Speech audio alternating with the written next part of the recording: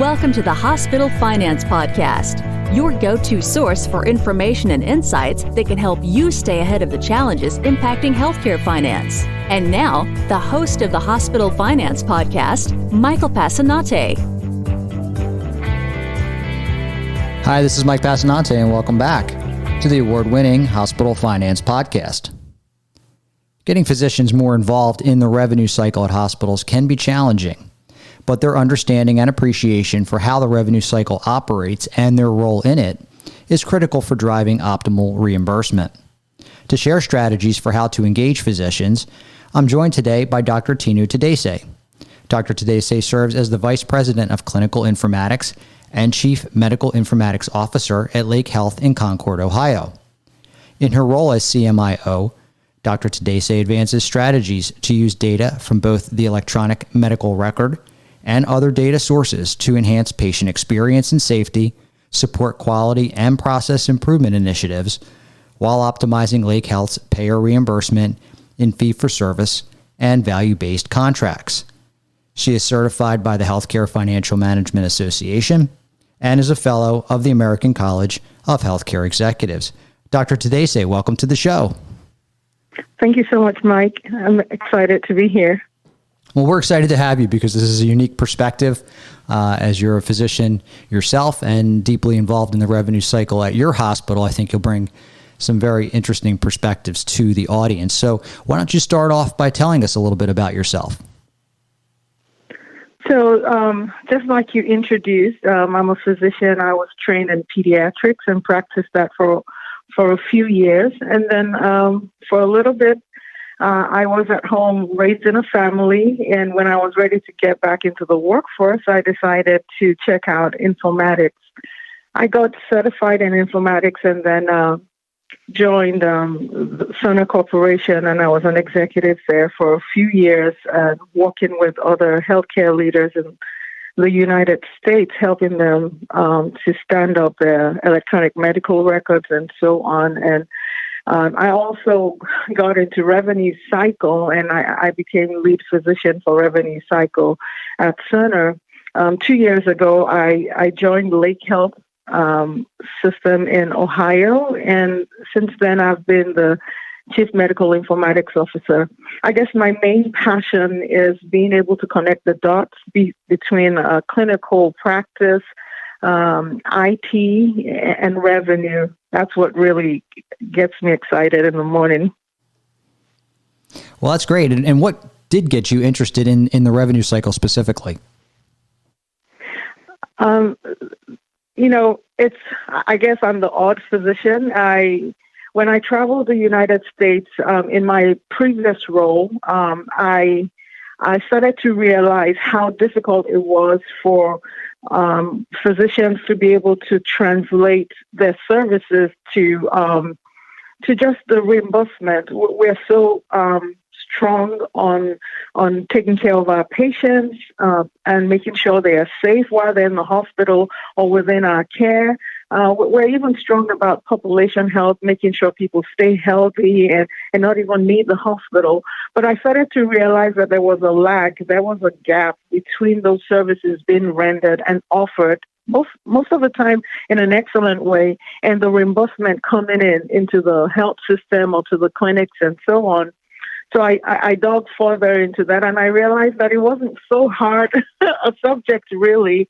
And I thought, well, if a physician can go to medical school, they certainly can understand the principles, the bedrock of revenue or reimbursement to the health system. So I decided that I would devote myself to not just patient safety, but also making sure we're reimbursed appropriately for our services. And so I dug in, and that's what I've been doing for the last few years.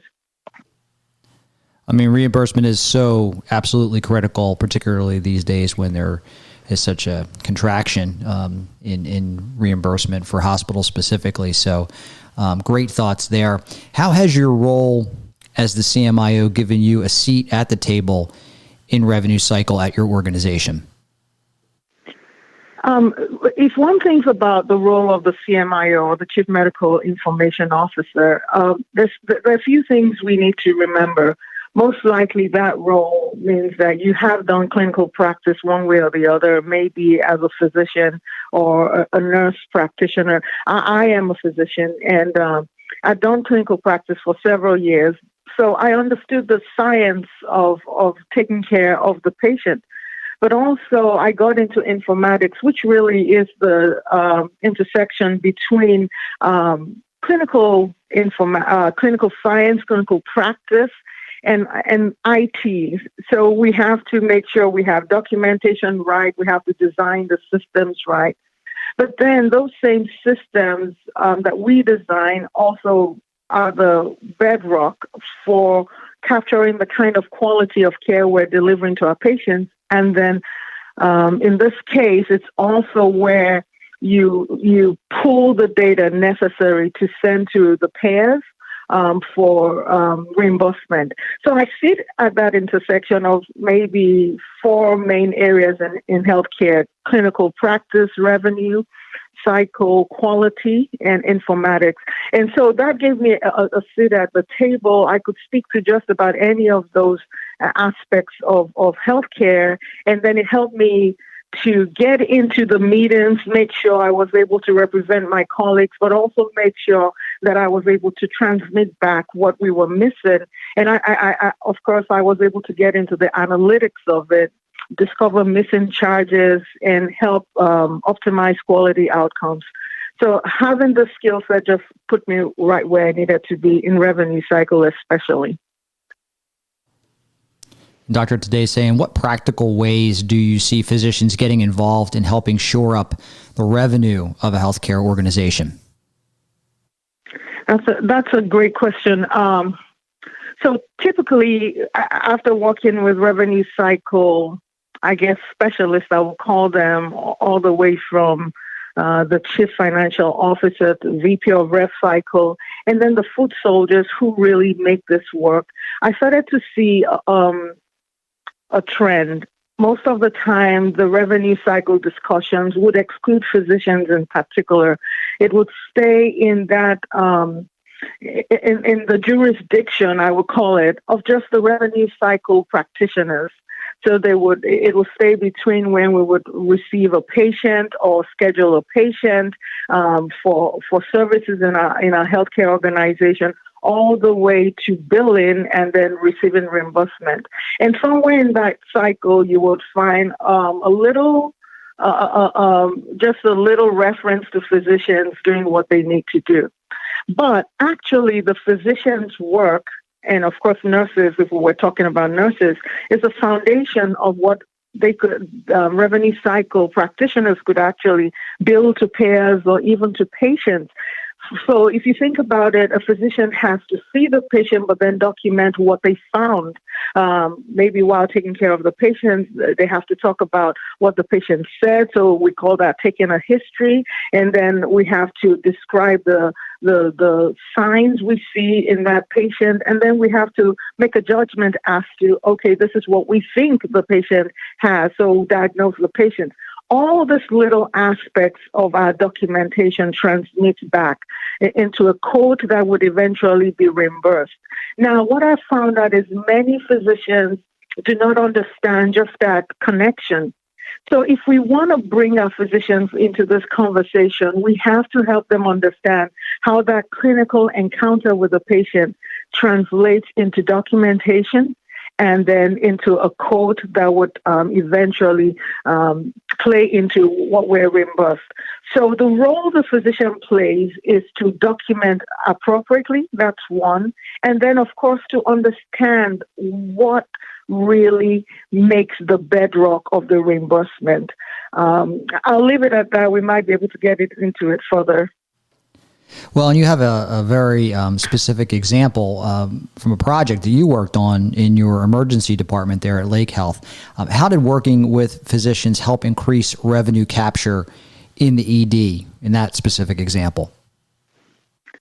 One of the things I found out is, at least in our hospital, all our hospitals and our emergency departments, most of our admissions, I'll say up to 70% of our admissions, if not up to 80, come through the emergency department. So when a patient shows up to our hospital, most of the time they come to the emergency room. Emergency room physicians will take care of those patients, and then, if appropriate, they would be admitted. So 80% or slightly less than that of our hospital admissions are really from our patients that show up in the ER. So it dawned on me that we needed to look at what was happening in our ER. Again, our ER physicians provide excellent care, but it does not necessarily mean that every aspect of our care is reimbursed. A lot of time, a lot of urgent assessments, and a lot of tests are done when the patients are there. So I decided I'm just going to dig in, look at what we're doing there. And I found out that we had several opportunities to capture a lot of the charges that was being generated from those services we were rendering. So I found out that in some specific instances, we had up to millions of dollars of charges we were not capturing. So I pulled together a team and I said, okay, let's find out what's really going on here. And I guess the main thing I found out, just the summary of it, was that physicians did not understand two things. They understood the care of the patient would recover or will be admitted, but they did not understand two things. One, the documentation. And the ED was lacking most of the time. And if we pull back and think of the emergency department, it is a very fast-paced environment, and the focus is emergent care. I have to triage this patient and give care immediately. No one is really thinking about, did I put down this particular symptom? Did I put down this sign? And from the patient, well, the less of that you capture, the less you can charge or bill. So what we did was we settled down and mapped out the specific areas that we were losing all this reimbursement. We found out, for example, that many of our physicians will order verbally in the urgency of the moment, will order an EKG. And the nurse would go ahead and get that done. And it will be documented. But in the emergency room, if you do not actually place the electronic order or paper order, whichever order it is, it will never be reimbursed. So many times we found that our physicians were verbally telling the caregivers what to do, but we're not writing it down or charting it in the patient's record. And so when we would submit this to our payers, we would not be reimbursed. The other thing we found out was that our nurses would do those tasks, patient would get better, but they were too much in the moment and never reconciled. Okay, I did this test. Did I ever check if there was an written order given? And so we started to lose a lot of the documentation of whether we needed a particular order, a particular test. We'll find that it's done. And every test, every study you do, of course, cost a lot of money, which ended up not being reimbursed. So we pulled all this together. We educated our physicians, and we were able to recoup quite a lot of our lost charges. That's a great case study. Great story there.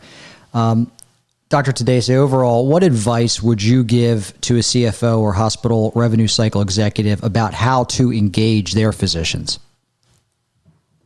Well, the first thing I would say is to them, and I haven't sat on many of these committees over the years, is to have one maybe give a little credit to the physician. I think many revenue cycle leaders think that physicians will probably not grasp the basics of revenue cycle. They would not understand how the various aspects of revenue cycle work.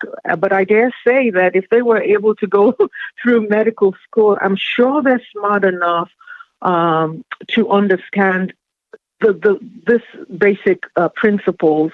And so what I would say is find a way of educating your physicians. like in our health system, we're committed now to not just educating our physicians in the revenue cycle principles. We actually are putting together a program for new hires, new physicians that are hired, to make sure that they're adequately trained for the little traps that we found over the years where we lose a lot of our charges and money. And also, it might be helpful to work with your Chief Medical Officer to create maybe in-service training, once a year, just kind of remind them of those principles and help them remember how their services translate into reimbursement. Little things like that. And since I interact with other CMIOs around the country and CMOs, Chief Medical Officers around the country, I'm starting to find out that little by little, these things are happening. Education.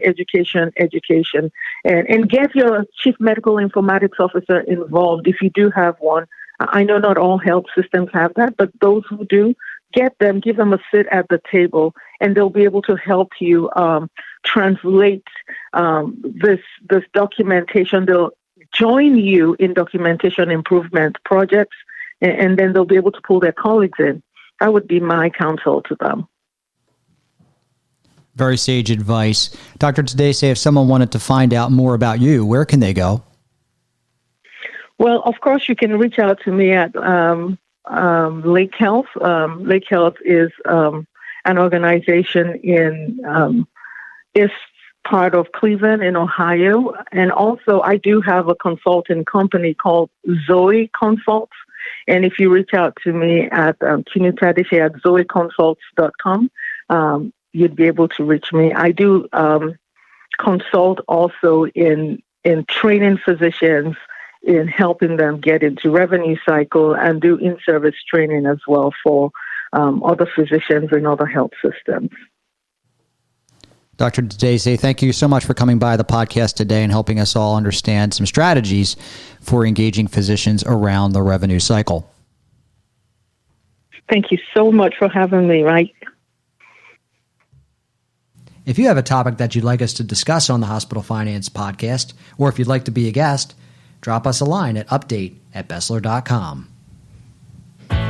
This concludes today's episode of the Hospital Finance Podcast. For show notes and additional resources to help you protect and enhance revenue at your hospital, visit Bessler.com/podcasts. The Hospital Finance Podcast is a production of Bessler. Smart about revenue, tenacious about results.